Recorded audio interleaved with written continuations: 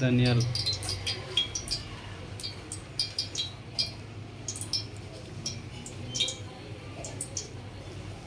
వేస్తాం బాబు. జీరా,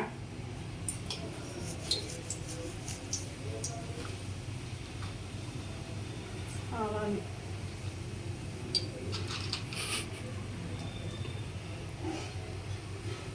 ఇలాచి,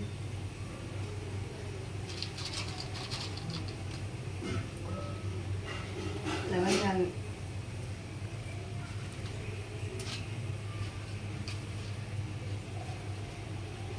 దీన్ని పండుపు అంటారు. ఒక్కొక్క ప్లేస్లో ఒక్కొక్కలా పిలుస్తారు.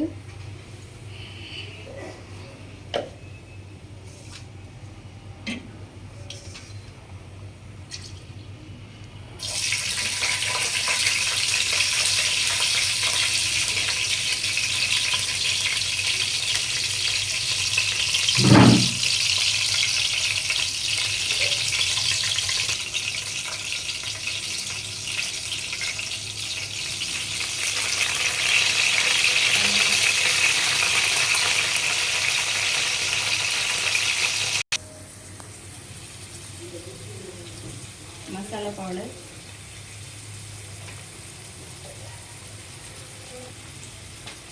జింజర్ పేస్ట్,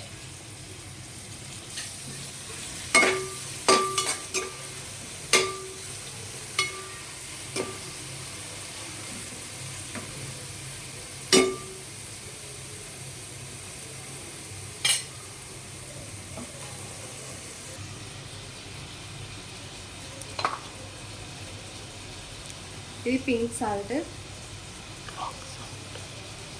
దీన్ని రాక్ సాల్ట్ అని కూడా అంటారు. ఇది యూజ్ చేయడం వల్ల ఆరోగ్యానికి మంచిది, వైట్ సాల్ట్ కన్నా బెటర్. ఇది దాల్చిన చికెన్, దీన్ని కాసేపు ఆయిల్లో ఉడకనివ్వాలి. ధనియాల పౌడర్,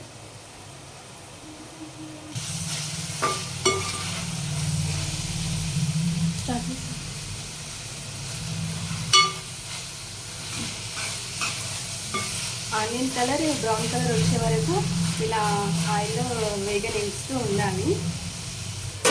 కాసేపు బ్రౌన్ కలర్ వస్తుంది.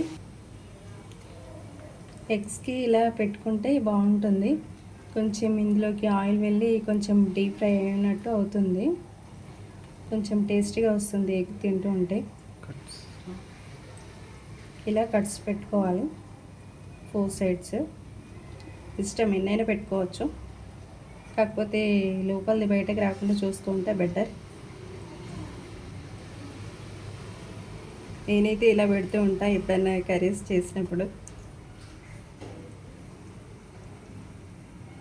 బాగుంటుంది ఇట్లా పెట్టుకుంటే.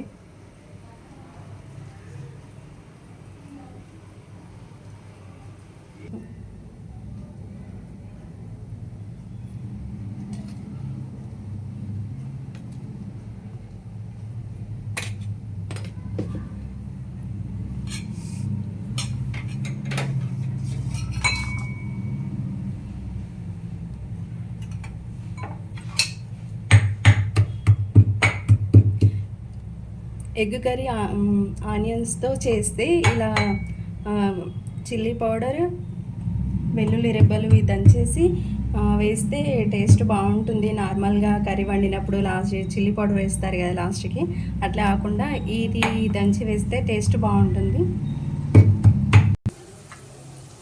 ఇప్పుడు ఆనియన్స్ అప్పుడు చాలా ఉండే కదా, ఇప్పుడు కొంచెం ఆయిల్లో మరి బాగా వేగినాయి. ఇప్పుడు కొంచెం పసుపు వేసుకోవాలి.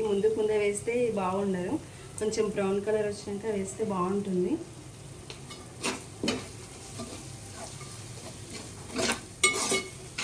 పసుపు వేసి కాసేపు ఉండనివ్వాలి.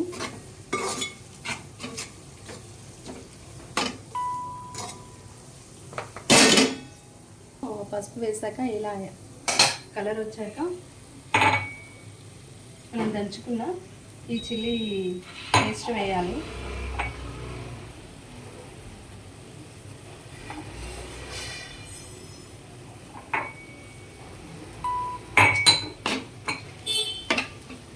కొంచెం ఇలా కలిపేసి మళ్ళీ కప్ పెట్టేసి ఒక 2 మినిట్స్ తర్వాత తీసుకొని వాటర్ పోసుకోవాలి.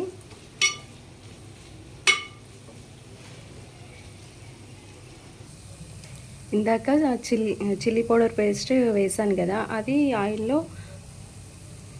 కరిగిపోయి ఇలా అయ్యింది. ఇప్పుడు నెక్స్ట్ వాటర్ తీసుకోవాలి.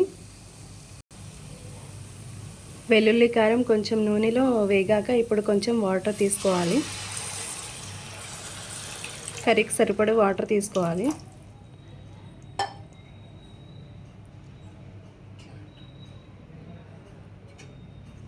ఇలా కాసేపు ఇలా అనేసి కప్పెట్టి ఉంచాలి.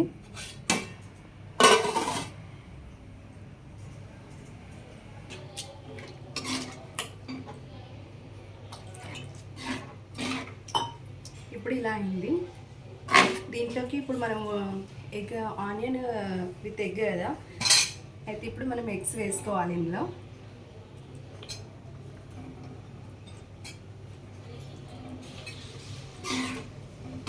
ఇదే అండి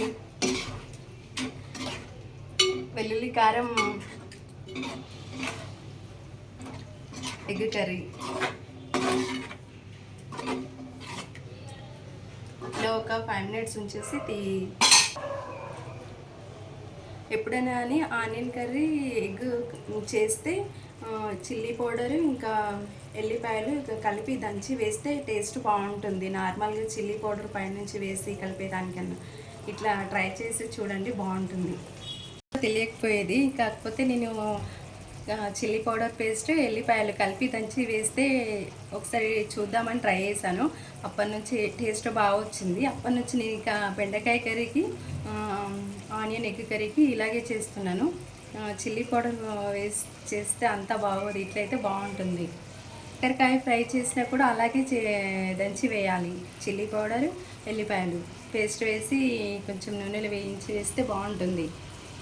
థ్యాంక్ యూ.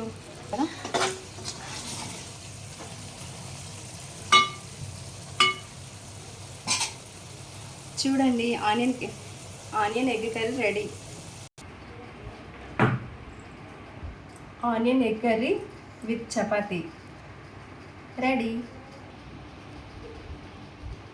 మీరు కూడా ఇలా ఆనియన్ ఎగ్ కర్రీ ట్రై చేసి చూడండి. టేస్ట్ ఎలా వచ్చిందో కామెంట్ చేసి చెప్పండి.